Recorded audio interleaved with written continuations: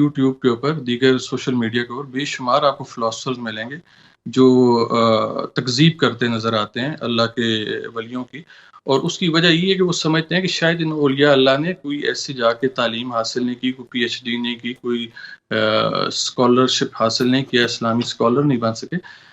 اصل چیز یہ ہوتی ہے کہ آپ نے اقرار اور باللسان نہیں کرانا ہوتا، آپ نے تصدیق بالقلب بھی کرانا ہوتا ہے، اور یہی اولیاء اللہ کا وتیرہ رہا ہے۔ پیر سید حیدر گیلانی صاحب موجود ہیں ہمارے ساتھ، جو سجادہ نشین دربار عالیہ بری امام سرکار ہے۔ جی حیدر گیلانی صاحب، یہ بتائیے گا کہ جو ریت ہے ہمارے ہاں، جیسے بری امام سرکار کی شاہ عبداللطیف کاظمی کی تاریخ پڑھیں تو بستی چور پور کو نور پور بنا دیا، تو آپ کیا سمجھتے ہیں دور حاضر میں جو تصوف ہے وہ صوفیاء کرام کی جو اصل تعلیمات ہے اس کو ٹرانسفر کر پا رہا ہے؟ اعوذ باللہ من الشیطان الرجیم، بسم اللہ الرحمن الرحیم۔ بہت بہت شکریہ ڈاکٹر صاحب کہ آپ نے مجھے اس اہم موضوع کے لیے مدعو کیا۔ میں سمجھتا ہوں کہ اگر ہم نے لفظ صوفی یا لفظ ولی کسی کو سمجھانا ہو تو ہمیں اس کے لیے پہلے اس ولایت کے مخمصے کو حل کرنا ہوگا، اور لوگوں کو صوفیہ کا رول سمجھانے سے پہلے صوفیہ کا جو اصل مقصد تھا یا جو معنی ہے وہ بھی سمجھانا پڑے گا۔ ٹھیک، یہ جو لفظ ولایت ہے اس میں مختلف کیفیات آتی ہیں، ایک جذب کی کیفیت ہے اور ایک سالکیت کی ہے۔ بدقسمتی سے ہم اکثر و بیشتر کتابیں پڑھ لیتے ہیں لیکن ہم ان جو ٹرمز ہیں ان سے لابلد رہ جاتے ہیں، تو اس میں ہمیں ابہام پیدا ہونا شروع ہو جاتا ہے۔ تو جذب ایک مختلف سائڈ ہے جس میں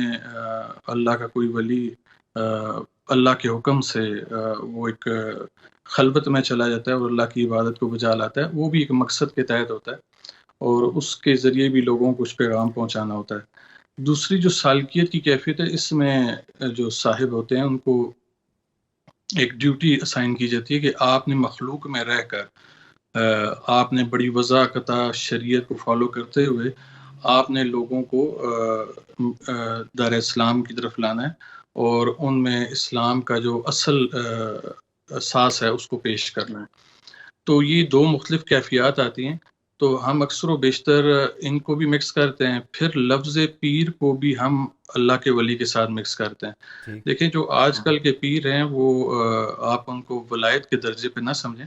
ولایت ایک بہت بڑا رتبہ ہے۔ تو جو آج کل کے خانقاہی نظام ہے اس میں زیادہ تر لوگ جو پیر صاحبان ہیں وہ آج کے دور کے مطابق چیزوں کو فالو کر رہے ہیں، اور جو دستور کے مطابق قرآن کریم میں بھی حکم ہے اس کے مطابق چلتے ہوئے دیگر معاملات کو دیکھ رہے ہیں، اور اس میں قباحتیں پائی جاتی ہیں جس کی وجہ سے معاملات دوسری طرف آتے ہیں، اور آج کل ایسے لوگوں کا جنم مل جاتا ہے جو اولیاء اللہ کے خلاف بھی باتیں کرنا شروع کرتے ہیں۔ تو آپ نے چونکہ بات کردار کی حضرت بری امام سرکار رحمۃ اللہ علیہ کی، تو میں اب اس طرف آتا ہوں کہ یہ جو اولیاء اللہ ہیں یہ آپ ان کا کردار دیکھیے تو جب برصغیر میں خاص طور پر جب حضرت عبداللہ شاہ غازی علیہ السلام اپنے والد محترم حضرت نفس زکیہ علیہ السلام کے حکم کے مطابق آپ نے یہاں کا سفر کیا اور اسلام کی شمع یہاں پر روشن کی، تو آپ دیکھیں کہ اگر آپ ان کی سوان حیات اٹھا کے پڑھیں تو آپ کو معلوم ہوگا کہ بے شمار لوگوں کو انہوں نے مشرف اسلام کیا۔ ہم جب حضرت بری امام سرکار رحمۃ اللہ علیہ کی بات کرتے ہیں اس خطہ کوٹھار میں، تو آپ دیکھیں کہ یہاں اس کو چور پور کہا جاتا تھا، تو جو قانون افغانستان سے یہاں سے آتے تھے، اس رستے سے ٹریڈ روٹ تھا، یہاں سے گزرتے تھے، ان کو لوٹ لیا جاتا تھا۔ تو جب حضرت بری امام سرکار رحمۃ اللہ علیہ اللہ کے حکم سے اس علاقے میں آئے تو آپ نے اپنے نور اور اپنے علم و فضل سے اس علاقے کو چور پور سے نور پور بنا دیا۔ آپ اس کے علاوہ اگر اولیاء اللہ کا کردار دیکھنا چاہیں تو میں آپ کے سامنے دور حاضر کی ایک بڑی درخشاں مثال پیش کروں گا۔ میں خود اس چیز پر حیران تھا کہ میں نے جب مولانا طارق جمیل صاحب کو پیر سرور چشتی صاحب جو کہ سجادہ نشین ہیں درگاہ حضرت خواجہ معین الدین چشتی اجمیری رحمۃ اللہ علیہ کے، ان کے ساتھ ملتے ہوئے دیکھا تو ان کے ہاتھ چومتے ہوئے دیکھا، ان سے دستار بندھواتے ہوئے دیکھا،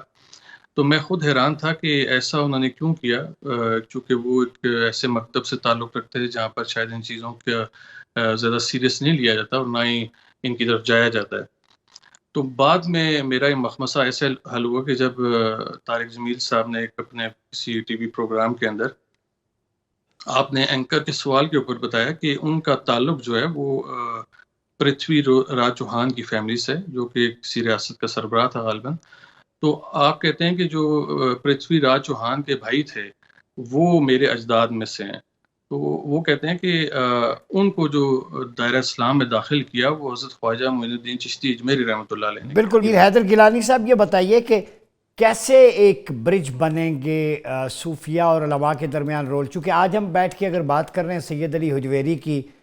شیخ عبد القادر جیلانی کی، معین الدین چشتی کی، عبداللہ شاہ غازی کی، تو یہ وہ نفوس قدسیاں ہیں کہ انہوں نے ایسے دلوں پہ گہرے اثرات چھوڑے ہیں کہ آج 800 سال بعد ہم اسٹوڈیو میں، آپ اپنے اسٹوڈیو میں ہم بیٹھ کے ان کا ذکر کر رہے ہیں. اتنا کام انہوں نے کیا ہے کہ اس کی گونج آج تک جو ہمارے ذہن کو، دل کو متاثر کر رہی ہے. تو اس روشنی کو آگے کیسے بانٹنا چاہیے؟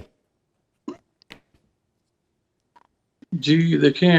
اولیاء اللہ کا ایک بڑا واضح کردار جو رہا ہے وہ یہ کہ آپ نے منوان قرآن کریم پر عمل کیا، اور قرآن کریم واعتصموا بحبل اللہ کی بات کرتا ہے کہ اللہ کی رسی کو مضبوطی سے تھامے رکھو. قرآن کریم لا اکراہ فی الدین کی بات کرتا ہے کہ دین میں سختی نہیں ہے، اور اس میں ہدایت کو گمراہی سے علیحدہ کر دیا گیا. اور اگر چونکہ آپ کا ہمارے ساتھ ایک تعلق، ایک پیار محبت رہا ہے، آپ جانتے ہیں کہ ہم نے ہمیشہ سے واعتصموا بحبل اللہ کو پروموٹ کیا. جی جی بالکل. ہمارے مجمعوں میں، ہماری محفلوں میں شیعہ سنی، کسی دیوبندی وہابی اہل حدیث کی تمیز نہیں کی جاتی، اور جو دعوت عام ہوتی ہے وہ بلا تفریق ہوتی ہے، اور اس کا مقصد بھی یہی ہوتا ہے. ہم اپنے آپ کو کسی پارٹی کے ساتھ بھی اسی لیے منسلک نہیں کرتے کہ اگر ہم کسی ایک اسپیسیفک سیاسی جماعت کا حصہ بنیں گے تو دوسری جماعت ہم سے ہدایت بھی نہیں لے گی. تو لہٰذا ہماری کوشش ہوتی ہے کہ ہم بالکل ایک میانہ روی والا کردار ادا کریں. لیکن اس میں دیکھیں، ہمیں دیکھنا ہوگا کہ اولیاء اللہ کو آپ کیسے کرتے ہیں. جیسے ابھی میں نے جو باتیں سنی اس میں ایک بات یہ بھی میرے کانوں میں پڑی کہ اس کے لیے ہمیں پی ایچ ڈی شاید کرنی پڑے. میں سمجھتا ہوں کہ تعلیم اور علم میں فرق ہوتا ہے، اور یہی فرق جو ہے کسی اللہ کے ولی میں اور کسی ایک مدرسے کے اسٹوڈنٹ میں ہوتا ہے. جب تعلیم آپ حاصل کرتے ہیں تو جب تک آپ اس کی پریکٹیکل امپلیمنٹیشن اپنے معاشرے میں نہیں کرتے تو اس کا مطلب ہے کہ آپ کے پاس ایک را مٹیریل پہنچ گیا، لیکن آپ اس کو ایک اچھی فارم میں نہیں لے کے آ سکے، نہ لوگوں تک پہنچا سکے. تو یہ جو اللہ کے ولی تھے، آپ دیکھیں کسی درخت کے نیچے بیٹھا ہوا ولی، کسی پتھر کے اوپر بیٹھا ہوا، کسی دریا کنارے بیٹھا ہوا، اس نے لوگوں میں اتنا پیار محبت ڈالا کہ اس نے ہندوؤں کو مسلمان بھی کر دیا، سکھوں کو بھی کفر سے نکال کے مسلمانی کے دائرے میں لیا. تو انہوں نے تو جہاں کوئی کتابیں نہیں پڑھی، لیکن ان کو جو علم ہوا وہ اللہ کی عطا سے عطا ہوا. ٹھیک ہے، تو ہمیں یہ فرق کرنا ہوگا کہ عطائی علم کیا ہے اور حاصل کیا ہوا علم کیا ہے. تو ہم دیکھتے ہیں کہ آج کا جو معاشرہ ہے ابھی، اس میں آپ کو یوٹیوب کے اوپر، دیگر سوشل میڈیا کے اوپر بے شمار آپ کو فلاسفرز ملیں گے جو تکذیب کرتے نظر آتے ہیں اللہ کے ولیوں کی. اور اس کی وجہ یہ ہے کہ وہ سمجھتے ہیں کہ شاید ان اولیاء اللہ نے کوئی ایسی جا کے تعلیم حاصل نہیں کی، کوئی پی ایچ ڈی نہیں کی، کوئی اسکالرشپ حاصل نہیں کیا، اسلامی اسکالر نہیں بن سکے. اصل چیز یہ ہوتی ہے کہ آپ نے اقرار اور باللسان نہیں کرانا ہوتا، آپ نے تصدیق بالقلب بھی کرانا ہوتا ہے، اور یہی اولیاء اللہ کا وتیرہ رہا ہے. جہاں تک آج کے دور کے پیر حضرات کی بات ہے، خانقاہی نظام کے فیلئر کی بات ہے، میں سمجھتا ہوں کہ اس کی سب سے بڑی وجہ یہ ہے کہ جو خانقاہیں جنہوں نے اپنے آپ کو کسی فرقے کے ساتھ منسوب کر لیا ہے، اور انہیں یہ ڈر ہے کہ اگر ہم نے اس فرقے کو چھوڑ دیا تو ہمارے مجمع کم ہو جائیں گے، ہمیں جو آسائشیں ملی ہیں، ہمارے چندے ختم ہو جائیں گے، لوگ ہمیں مدد امداد کرنا چھوڑ دیں گے. ان کو اس مادیت سے باہر نکلنا ہوگا اور انہیں اللہ کی رضا کی خاطر حق بات بیان کرنی ہوگی. اللہ کے حبیب نے اس امت کے لیے دو مین چیزیں چھوڑی، ایک قرآن چھوڑا اور ایک اپنی عطرت چھوڑی. اور قرآن اور عطرت کا جو کمبینیشن آپ نے دیا، اس کی وجہ یہی تھی کہ قرآن کو جہاں پر سمجھنے میں کسی کو مشکل پیش آئے تو میری عطرت جو کہ میرے سے حوض کوثر پر آ کر ملے گی، وہ میری اس قرآن کو، یہ اللہ کی بیان کردہ آیات کو لوگوں کے سامنے کھول کر بیان بھی کرے گی، جو کام میں نے کیا، اور وہ ان کو صفائی بھی کرے گی، اور ان کو کتاب اور حکمت کی بات بھی سکھائے گی. پیر حیدر گیلانی صاحب، پاکستان میں تصوف کی ٹرو اسپرٹ کو ریوائیو کرنے کے لیے، بین المسالک ہم آہنگی کے لیے،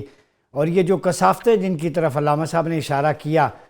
روحانیت میں بدلنے کے لیے کہ میں ہوں اور تو ہو، درمیان میں کوئی نہ ہو، یعنی اللہ کا تقرب، یہ ٹیچنگز کو ریوائیو کیسے کریں کہ پاکستان کی نوجوان نسل جو ایتھیزم کی طرف جا رہی ہے، فیمنزم کا چیلنج ہے اس کے سامنے، لبرلزم کا ہے، ایکسٹریمزم کا ہے، مختلف فتنے پھن پھیلائے بیٹھے ہیں، تو نوجوانوں کو کیا کہیں گے ان فتنوں کے دور میں کس طرح اپنے آپ کو روحانیت میں ڈھالیں؟ اس میں دیکھیں خانقائی نظام کو اپنے موجودہ نظام کے اوپر غور کرنا ہوگا۔ پیر حضرات اکثر دیکھنے میں آیا ہے کہ وہ ان میں اور جو ان کے مریدین ہیں ان میں گیپ ہے۔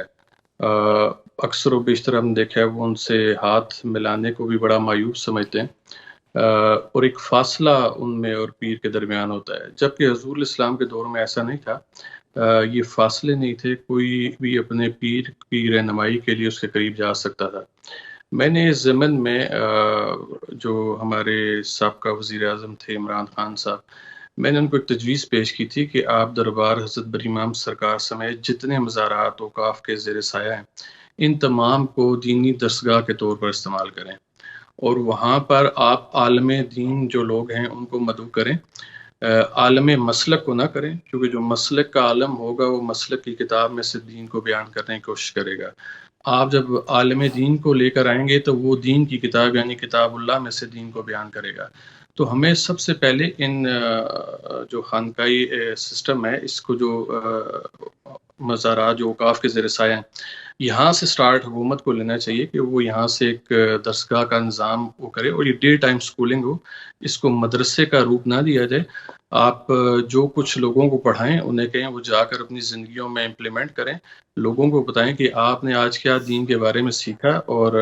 ہمارا دین اصل میں کہتا کیا ہے۔ ہمارے دین کا ایک بہت سخت رول لوگوں کے سامنے اس ٹائم موجود ہے، جس میں نماز نہ پڑھنے پر بھی بہت بڑی سزا ہے، دیگر معاملات بھی ہیں، وضو میں بھی اگر ذرا سی کوتاہی ہوگی تو آپ کی نماز نہیں ہوگی۔ اس کے علاوہ بے شمار مسائل ہیں کہ اسلام کو نہایت سخت کر دیا گیا ہے۔ تو جب آپ کسی چیز کو سخت کرتے ہیں تو اس میں داخل ہونے کا راستہ آپ خود بند کرتے ہیں۔ تو آپ نے جو اسلام میں نرمی والا ایک وہ تھا جو حضور الاسلام نے ایک ماحول دیا کہ آپ جب فتح مکہ کے موقع پر مکہ شریف میں داخل ہوئے تو آپ نے کسی کو زبردستی مسلمان نہیں کیا، آپ نے لوگوں کو اسی طرح چھوڑ دیا، جس کی مرضی تھی وہ دار اسلام میں داخل ہو، جس کی مرضی ہے وہ اپنے مذہب کے مطابق زندگی گزارے۔ تو ہمیں جب یہ ہم اپنا خانقائی نظام کے ذریعے یہ حضور اسلام والی تعلیمات کو سامنے لے کر آئیں گے تو پھر ہمیں یہ جو آج کے معاشرے کا نوجوان جو مذہب سے علیحدہ ہو کر کسی مذہب کو نہیں مان رہا، بالکل ایک گمراہی والی سائٹ پر جا رہا ہے، ہم اس کو قائل کرنے قابل ہوں گے۔